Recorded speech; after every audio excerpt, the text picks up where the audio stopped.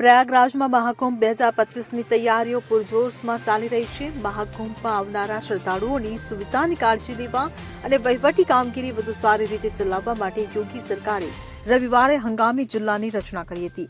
તેને મહાકુંભ મેળો નામ આપવામાં આવ્યું છે। 4 તાલુકા વિસ્તારમાં 67 ગામોને જોડીને આ નવો જિલ્લો બનાવવામાં આવ્યો છે।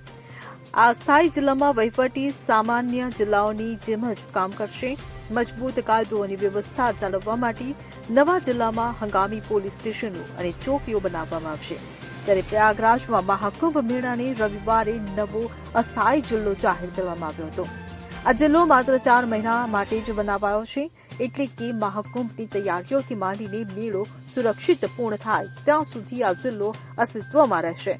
ત્યારબાદ તેનું વર્ચસ્વ આપોઆપ ખતમ થઈ જશે। આ અસ્થાયી જિલ્લા માટે જાહેરનામું બહાર પાડતી વખતે પ્રયાગરાજના ડીએમ રવિન્દ્રકુમાર મંડલે કહ્યું કે તે સમગ્ર જિલ્લાની જેમ કાર્ય કરશે, જેમાં ડીએમ, એસએસપી સહિત તમામ વિભાગોની પોસ્ટ બનાવવામાં આવી છે। Bureau report CN24 news. હવે જુઓ દેશ દુનિયાની તમામ ખબરો તમારી આંગળીના ટેરવે। ઉઠાવો મોબાઈલ અને Google Play Store પરથી ડાઉનલોડ કરો અમારી CN24 ન્યૂઝ મોબાઈલ એપ।